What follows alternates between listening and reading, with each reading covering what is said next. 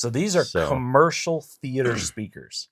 Right. This is so when you go to Cinemark, this is like what they're driving. Now I have to ask, how did you buy them? Because like you don't just go into Best Buy and say, I'd like your Cinemark special. Right. Okay, Matt. Well, thanks for having me in your theater. Yeah, it's good to have you over here. It's always fun to share what my passion is and things that I've done. So yeah, love to share. Yeah. Now this theater is incredible. Oh, thanks. So I actually brought my family over a few weeks ago to see it, and I told them that it was amazing. And I told them, I said, when you walk in, you're going to say, wow. And they did. We walked in, and sure enough, my sister-in-law was right ahead of me. We walked in, and she's like, wow. Like, well, thank you. I knew it. So let's first talk some stats. Okay. So first off, how large is this room? Sure. So this is under my garage. So we're in the west coast, so we can actually do basements. So we're all in a concrete container essentially. Nice. So we have concrete on top, sides, everything. The only way to get out of the concrete bunker is through the door. Okay. And so the specs of the inside walls of the concrete is 28 foot by 24 foot by 10 foot tall. So 28 feet deep. So it's 28 feet deep, 24 feet wide, and 10 feet tall. Right. Before the construction starts. So yes. Wow. Yep. Okay. And that's how you can get away with having 3 rows. And like significant, like there's some significant height difference between the rows. Like to go from this up to the next level is like the people up above, they don't have to worry about. Yeah. You don't have to worry about hitting your head because it's deep enough, because you come in the door and the bottom of the threshold actually drops down.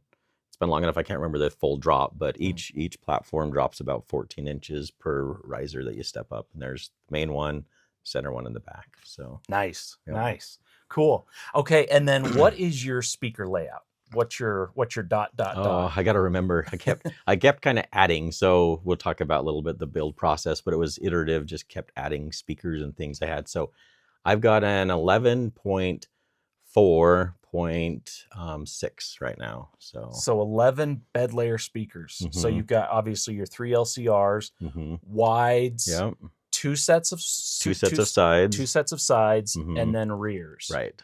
Wow. Yep. And then 4 subs, basically 1 in each corner in the back. Yeah, they're the quarter points. So yeah, you can see them probably in the B-roll or other film. You'll see it. So you'll see the cabinets. You'll see the plexiglass on the front of them. So they're about a quarter of the depth inside the room to take care of the knolls, and the same in the front. So nice.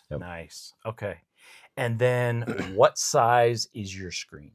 The screen is it's a 200-inch screen. So 200-inch. Yeah. And is it a 2.35? It's yes, it's a cinescope screen. So technically it's 16 foot wide by 7 foot tall. So I said, I'm just going to put the biggest screen in there. I can always mask off the top, sides, whatever I need to. And I've just kind of kept it. I have really enjoyed having the large size. I don't think it's been a detrimental. It's been very immersive. I've never heard anybody say, my screen is just too big. Right. Yeah, exactly. Yep. So I've not either. Yeah. And I have to say, your screen is awesome. It is. Thank you. It is incredible. Okay. So now let's talk about your speakers, specifically what brand they are, what style, like what is your setup? Let's start with your LCRs. Sure. So we're kind of in I didn't know about, we have kind of a local meetup that we started going to. So I've never heard other speakers. So would I recommend doing what I've done to others? Probably not, but I had no idea. I mean, I had to buy them sound unheard. So this is what I ended up with. So for the LCRs, I've got 3 JBLs. They're all JBLs in the room. They're cinema speakers, the Pro Cinema, and they're the C211s is what they are. Okay. They're extremely large. They're really ugly, but they're meant literally to go behind a cinema screen in a commercial cinema. So these are commercial theater speakers. Right. This is so when you go to Cinemark, this is like what they're driving. Right. So they can be a little cross. They can be kind of like your clip speakers where they're a little harsh, so you have to tone some of that down. But they definitely, I'm tapping into just barely any of it. But Yeah. Is it on the upgrade list? Maybe, but they're doing fine. So yeah. Nice. Yep. Now I have to ask, how did you buy them? Because like Yeah.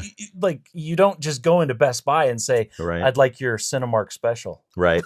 Yeah. No, I had to go and find a reseller that would sell them to me. So a lot of it, this was, I don't know if we can tell companies, but Full Compass is who I went through for the LCRs. Okay. And they, I think I got one of them open box, and then the other two I ordered after I ordered it, tried it out, listened to it a little bit, auditioned it, and then ordered the other two. So okay. yeah, so they sold them to me and didn't ask what I was doing or what cinema I worked for. So that's what I got. So I guess they're like, hey, you know what? A customer's a customer, so it doesn't really matter. Yeah, he clearly knows what he wants. So I got those. They're definitely interesting, but I was always really annoyed as I listened to my clips or other speakers that I've had in the past, which hasn't been that many. And I felt like I always had to lean forward and strain to get the sound to me. Yeah. These ones I could play, I felt like it delivered sound to me. And so I really enjoyed that without being too harsh. Had some decent sound to it. And so, yeah, it's good set of starter speakers. And they didn't break the bank. I mean, they're sub $1,000 a piece. So wow, nice. Yeah, okay, so that was my next question, which is, did they break the bank? But it sounds like they didn't. Like they're definitely in the realm of reasonable pricing for a home theater. Yeah, that's incredible. That's amazing. That like you think of commercial cinemas as being like these super, like I would imagine, oh, they must be spending $10, $15, $20, $25,000 a speaker, but when you don't have to worry about looks, right? Like they just need power, and they can be as ugly. Yeah. I mean, I like the look of your speakers, but I mean, like you look at some speakers and they're works of art. Exactly. I mean, they're like showpieces. They're there to be seen and heard. You know what I mean? Yeah. But a commercial theater, they don't have to worry about that. Yeah. That's not what they're going for. So that's interesting. Exactly.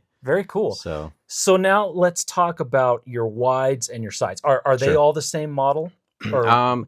No. So I tried some other speakers. I could look up the spec. In fact, I'll throw them up here just because some people are interested in that. So the wides are interesting. They were the last thing I did. It was more, I did the whole room, had it all set up, and I said, well, I have these other speakers I put as the sides, and I didn't really like them. I didn't really like the sound. They seemed a little anemic, didn't quite push. So I ended up putting them up in the front surrounds and said, well, I'll go for it and see if I get any sound out of them, and just kind of left them there. But they're definitely kind of not the greatest speakers there. So those ones are running the JBL 9300s is what the wides are. So, okay. And are those also cinema speakers? Oh, they are. Yep. Yeah. Okay. So it's funny because I'll go to some of the cinemas here locally, and I'll be like, yeah, there's the speakers that I have in my wide. So wow. Okay. Yeah. And that's about where it stops. So that's kind of the LCR, that's the front wides. And then as we get into the sides and the rears, those are actually all SCS. So they're JBL SCS, the spatial coaxial speakers. Okay. So they're coaxial, meaning they have, your tweeter and stuff in the middle of the speaker, and then they have the subwoofer around it. So it's all in the same coaxial line. Okay. I'm not a speaker guy. Other people are probably screaming at what I'm saying here, but so on the sides I've got, let's see, I ended up going with 8. So in the 2 sets of sides, I have 8-inch SCS speakers, and then the rear I ended up going with the 12. So they're a little bit beefier in the back. So okay. Wow. Very, very nice. Yeah. Very nice.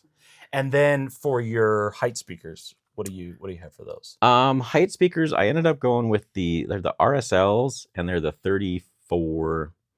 There's 2 different models of them, 34Es, and there's some Mark IIs that I got too. So I ended up putting 4, and then I added the other 2, which are the Mark IIs that they have. And gotcha. They're pretty decent. I actually had some other SCS speakers. I actually put 2 of them in there and said, oh, I like these.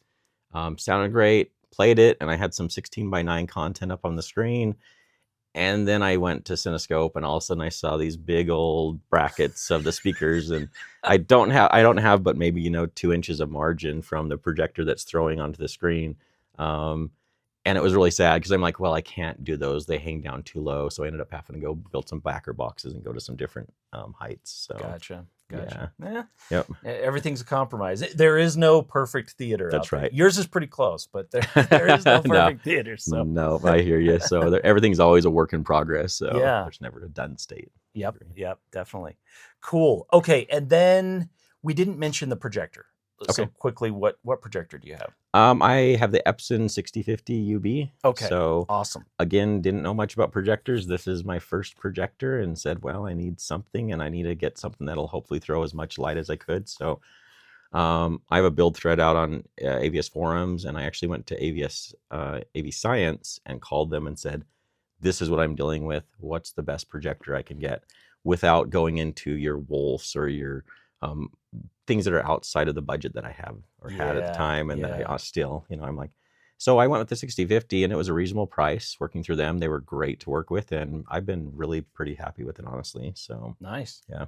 Yeah, I think it works great. It projects a really nice image on the screen, and yeah, like you say, it's just got a lot of output, and that's what you need with a screen this size and at that distance. Right. I mean, a 28-foot throw distance, and a 200-inch screen, you got to have some output. Exactly. Perfect. Yeah. And it's all light controlled, so you have that added bonus of don't have to worry about light coming in from windows or things like that, so. Definitely. Let's talk about your subwoofers. Okay. the refrigerators, as I call them. Yes.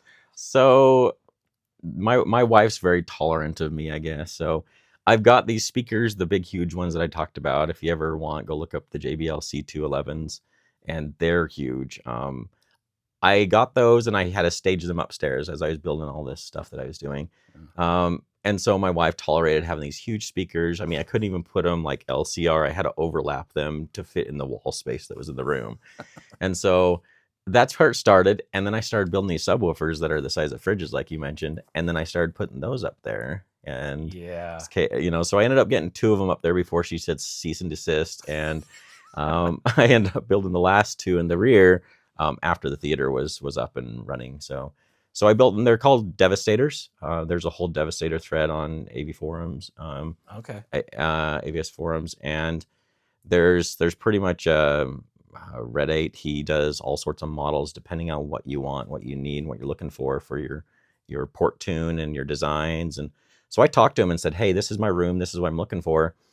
And he took one and kind of customized it a little bit for me. So there's some like beast mode and all sort of entertaining names to them, alphas. And nice. So in fact, I'll throw those out there. So if you're curious, so I have the beast mode Devastator Alpha, and that's what I have in the front. And I like those ones because they had the ports at the bottom. So they have the front port and the rear port, and they bring them all around, horn design, and wrap them all around inside the cabinet, and then they come out through the bottom. Because I didn't want the sound to come up through the screen. I wanted it to come out through the bottom of the screen. That's how I originally wanted it, but that's changed since. Actually, a week ago, I had my kids come down. We flipped them upside down and put the ports in the middle of the screen for some stuff. Yeah, because I was playing with other waveforming things with Trinnov, and that we'll get into maybe a little bit later. But so had the flexibility. Everything's very modular that I can move things. And in the back, I wanted to have the ports near the mid range for the front port, and so for that one, I ended up doing the Beast Mode Devastator Hybrid. And that's what's in the backs. Okay. They're all 21-inch drivers. There's 2 Lavoches, and there's 2 Eminence drivers that I've got driving them. So pretty good output. I don't feel like there's any limits. It's just trying to hone it in and rein it in for what it needs. So it's more fun. Honestly, it was more fun building them than actually like tuning and like playing. Like I love these things. It was more like I really enjoyed building them. Like it was building cabinets and a lot of the trades and things. I mean, the room I built all this is all DIY, and that's what I just loved. So I love the process of buildings. I was one of those, I liked putting Legos together more than actually playing with them as a kid. So that's just me and my personality. So nice. Okay, so there were a couple things you mentioned there real quick. So the Trinnov, let's talk about that. So you have, which Trinnov do you have? So I have the Trinnov Altitude 32. Okay. And then I have 24 channels licensed on it. So so you could go up to 24. So 24 and that includes plus 4 technically with what they've done. So so they have this little addendum type thing that you can do. So and is that including the subwoofers? Because the subwoofers are each an individual. Exactly. Okay. Yeah, I think their strategy was to open up those extra 4 channels by doing some stuff, and you have to put your own DAC on there and plug it in a certain way. But that helps you get additional channels to put speakers on either individual channels, so you can do your multi-sub optimizing and your Yeah. waveforming that they came out with. So Nice. yeah, it's kind Okay. of a nice add. So Perfect. yep. Yeah, that Trinnov, that is a sweet.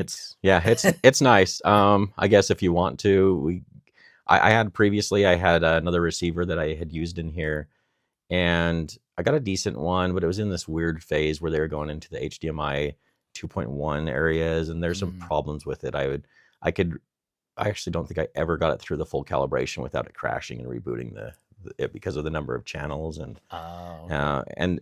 and so I had to go manually calibrate. And then there's some other issues where you're sitting there with friends, and we like to have friends come over quite a bit.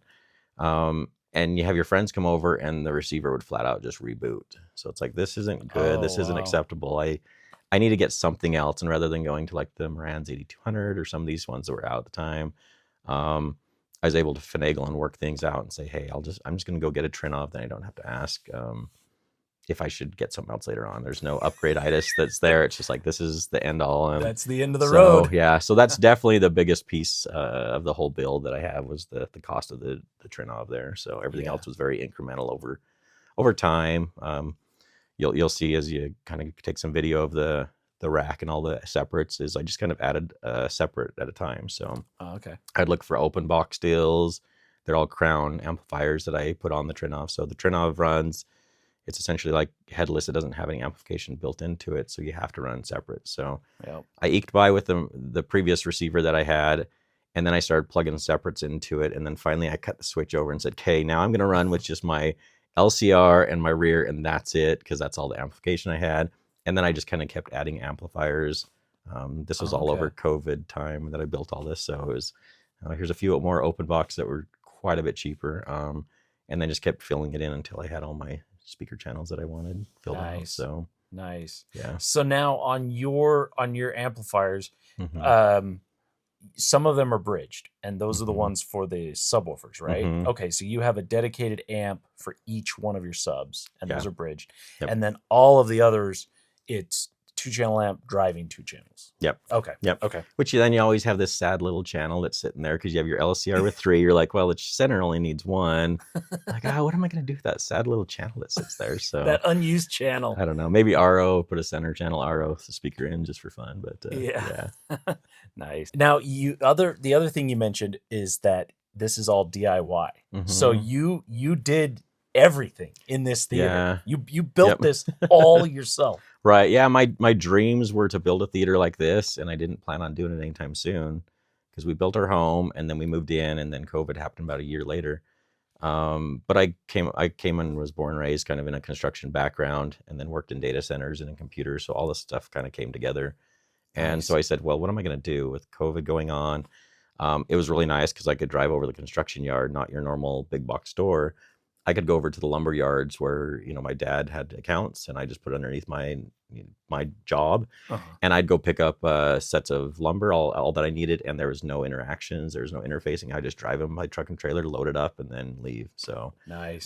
Just pre-order it otherwise. So it was really nice because I could build it all. So really the only stuff that I had someone come in is, laying carpet. I don't know how to, well, I did have to lay some carpet. I have, carpet tools, sadly. But for the most part, the carpet was all laid by professionals. I had someone come and skim coat the sheetrock after I hung it all. So I had them come skim coat it, and then I had the same guy come in, and these are actually foam coffered ceilings. Okay. So because it's all hung underneath the concrete, you don't want to add a ton of weight. So the weight of the coffered ceiling with all the wood that you would normally put on there would have been a lot. I didn't want to start popping the anchors that you put into things. And so I ended up putting foam, and then skim coated it, and then painted it. And it's beautiful. It turned out really well. I really like the ceiling. Well, thank you. Yeah, it's so nice. And the height speakers just fit up in there so well. Yeah. And it's beautiful. Yeah. So other than those few items, I built everything else. All the woodwork in here I did myself. My brother is still in the construction trade, so he'd come over and help me because he's like, this is cool. This is more like a project that I want to do than, just traditional type construction. So nice. He'd come over and we'd kind of noodle away at stuff, and spent a good year down here building this, and it was a very, very fun process. the screen, it was awesome going through Seymour AV. They were amazing to work with. Just said, hey, here's what I'm looking for a screen. I'm going to do a DIY. I did some researching and got some aluminum struts and went and built theirs. There's on my thread, there's a link. If anybody's curious, let me know and I can throw a link in there directly to it. But there's a whole build process where you have your screen material that you put on there, and then you have your O-rings, so you have your constant tension. You don't have any sagging, and Nice. Worked through all that and saved a lot of money because a 200-inch screen, I can only imagine what that would cost if you had somebody manufacture it for you. So yeah, I think for all the parts, it was just over about $1,200 for everything done and built. So wow, that's yeah. awesome. Yeah. So you had to buy so you bought the fabric Mm-hmm. from Seymour Screens, and Yep. then everything else, I assume you bought it from what, like Home Depot or? I had to buy it online because of the aluminum. Okay, I have to remember what it's called. It's like these aluminum, extruded aluminum. Oh, And so it's got all these little locks and nuts and bolts and things. It's kind of like an erector set that you're using. And so, okay. yeah, so the screen material itself was just under about $800. Yeah. And then on top of that was just all the other pieces and things that you need. So nice. And you've got it rigged up. This is so cool because people might be wondering, like, wait a second, how do you get everything behind the screen? Mm-hmm. So explain your Sure. structure for getting in behind the screen. So everything was built to be modular. One of the things in designs I hated about my last house was like running cables afterwards. And so I built the whole room minus the acoustic panels and didn't run one cable in here. So it was like, wait, you got to run your cables. I'm like, yep, I'll do that eventually. And so I have chases that I can run all the cabling through, which I did.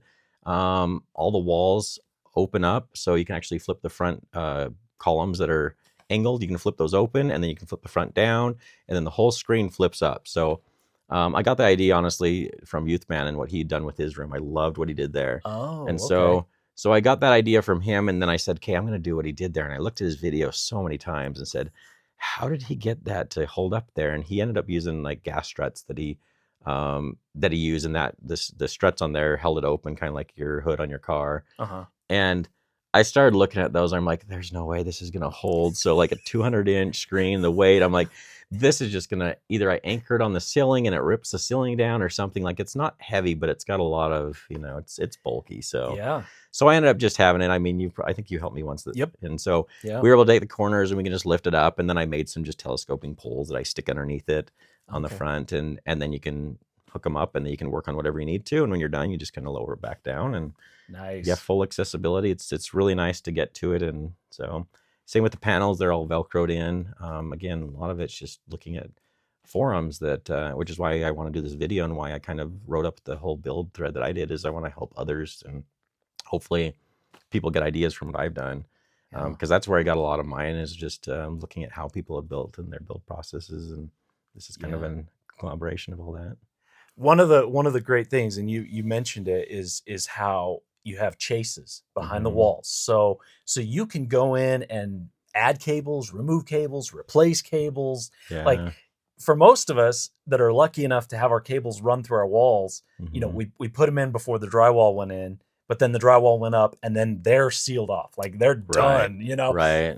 And so to have that flexibility of being able to access your all of your cables, it's been really nice. That is so cool. And that you're not like, cool. did I put a staple to hold that one in that I can't pull another one through using that as a pull cable and all that? Yeah, it's been really nice that way. And then there's also there's probably, I'd have to measure again. There's about a foot, a little more than a foot of depth, so I can put speakers in there wherever, for the most part. So nice, because I'm like, I think this is where they're gonna go. I tried to do all the calculations of where the speakers would go, but I assume that, hey, they might not land where I think they are. So I have that ability to put them all in, because I didn't want them showing. I wanted them all kind of hidden behind the acoustically transparent fabrics on the side. So nice. Yep.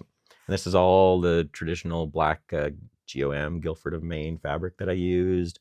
The clarinet is the red. I looked through all the different reds. I'm like, I'm going to do something different than everybody else. And I got samples and tried them. And I'm like, this one just looks the best. And there's a reason why it looks the best and why everybody uses it, is because it's a beautiful, dark, burgundy type red. So it is gorgeous. Yeah, it looks so good. And with the red and the black, it just pops. It's classic. But when the lights go down, it disappears, and now you're in a dark room, and so it's just Exactly. awesome. Now, on that topic of the lights going down, I want to point out a really, really cool touch in your theater. You've got it automated to where Hmm. when you start a movie, the lights automatically just dim down and they turn off. Hmm. And then when a movie ends, or when you pause a movie or you stop a movie, the lights automatically come up. Hmm. That is Yeah. that is so Yeah, cool. that wife approval factor is definitely she's come out and used it. Normally she wouldn't touch it, but Yeah. she's like, "Yeah, we went down and watched a movie during the day when you're at work." I'm like, "Yes, okay, I did something right." So, yeah, I do it all through Home Assistant. It's kind of an open source home automation platform, kind of like Crestron or Lutron, Okay. but open for anybody to go and develop on. Is it something I'd recommend to go and install in like an in-law's house? No, because it does take care and feeding of it, but Yeah. I've been able to extend things quite a bit. So I went through all my different, Apple TV and my Shield, and then as I've got the Strato V that you did a video on a little bit ago, like it just all ties in there as a media player. So I just watch and say, hey, when the media player goes into a running state of any of these media players, just go and dim the lights down. And then when it goes into a paused or not, when the state changes, it goes and actually brings the lights up. So, Wow. and then some of the other things, like if you're using Plex or if you're using the Kaleidoscope, there's actually different modes where it knows when it's hit the credits. So, Wow. so when credits start rolling, it actually brings the lights up a little bit, and then it attenuates the volume down. Because a lot of times you finish your movie and a lot of people want to kind of talk, but you still want the trailers um, and credits to roll. Wow. And so, yeah, it kind of does all that by itself. So it's nice. I don't have to go and tweak and tune and play Yeah. switchboard operator. It just kind of takes care of it. So That it's that's such fun. it's such a nice touch. And I Thanks. guarantee, like, people who come into your theater, most of them probably aren't even consciously aware of it, Hmm. but I guarantee subconsciously, like, the vibe that they get, it has an effect. Yeah, And it's yeah. really, really Thank cool. you. Like, it's just one of those There's sweet I touches. forget about half the stuff because it's just kind of an incremental, keep adding little Yeah. things. And so I got like an Echo Dot that I put in the back. I'm like, what if I threw an Echo Dot back there? And then when people enter, it starts playing like a playlist. So I have a playlist in Spotify that it goes and plays when you enter. Oh, That's just wow. thematic music. So maybe like the Indiana Jones or Jurassic Park theme. So I have a whole playlist. I can just add them in there and it randomly goes and picks one and starts playing it. Because by then the AVR and everything's not fired up and running yet. And Yeah. so it's just when you enter, you hear a little bit of music in the background. I don't know if you noticed it. It's just kind of Yeah, there. that's such a cool And touch. yeah, but That's there's so little cool. things like I got to make sure I mute it because if you start playing it, your music movie and it's loud, it'll actually trigger and be like, Alexa starts going, oh, sorry for people triggering it. So A Lady starts like responding back. It's like, oh no, I don't need you down here. I just Yeah. need you to play sound. So Oh, that's yeah, so so cool. little things you just kind of keep adding and incrementally building on. Just like the whole room is just, little things, little touches. I, put in all the different fillers for the acoustic paneling. A Yeah. few weeks ago, finished that. I flipped the subs around, playing with that. Now I got to fill in the ports because in the bottom there's two open spots where the ports would normally come through, and so it never ends. There's always something to do, and that's part of the hobby, part of the fun. So There's yeah, always something. There's always something. yeah. Cool. Well, is there anything we didn't touch on that you want to mention? Oh, there's so much of my life in here that I'm just like I don't know. I mean, yeah, my kids. It's funny. I'll read through the forum, and we talk in our groups, and we'll have PTSD with some others that like fill their stage up with sand and stuff. It's like, oh yeah, did you do this? Yeah, we had to go and rake sand in our basement forever, and it was dry in the middle of the summer, so I just go and put sand out in the driveway and go rake it and make my kids go out there, and they're like, why are we doing this? This is so stupid. I'm like, I know, but this is what we're doing. So You'll there's thank me later. exactly when you're playing your movies down there with your friends coming over, you'll thank me, or they won't. They don't know the difference in watching on your phone a movie versus in a theater room. So, but Right, right. yeah, but no, it's yeah, there's lots that went into it that I could go for hours, but yeah, really the process was really fun. My goal was to build a good shell that I don't have to revisit. And so now there's things like, upgrading my LCRs potentially or upgrade my speakers as I've been demoing more of them that I can just kind of come and swap them out, but everything's built to where I don't have to rip tons of stuff out to go redo it. So the Yeah. columns I was going to mention where I did the extra subwoofers in the back after I built the room, the whole thing slides off. So you take the acoustic panels off the sides, pull some screws out, and that whole thing slides off. And then you just have OSB sheets on the side, and you can go and slide your subwoofer in there, and then you just slide your whole entire column. So all these columns on the sides and the back, they're all, if you look close enough, you'll see the little crack on the molding. Yeah. Because it's butted together, it's not glued, and that's so you can actually pull the whole entire column off. So Wow. yeah, built it all for modularity, and whether I actually use it or not, I did in the back for the subs, but the sides, I haven't had to pull those ones off yet. So wow, that is Yep. so cool. Yeah. That gives you just so much flexibility, hmm endless possibilities, and you don't have to rip your room apart to do it. Right. So cool. Yep. So cool. Awesome. Okay. Well, thank Well, you so much. Appreciate You it. betcha. No, glad to have you over, and glad to share what I was able to do. I mean, I was able to build this because of the benefits of everybody else posting on their build forums and watching lots of YouTube videos and seeing what others have done. Otherwise, if I was doing it in a vacuum, it would not look like this. It would not have turned out. I would have had some weird room that I had my ideas from, Radio Shack back in the day. But yeah, no, I was able to definitely build something because of the benefits of others. So hopefully this That's helps awesome. others. That's so cool that like everybody coming together, like everybody putting in their piece can all help contribute to something great. Yep. This was built by on the backs of many others. So yes. Nice. Awesome. Yep. Well, thank you. Thanks Well, for thank coming you. over. Yeah. And thanks for watching. Yeah.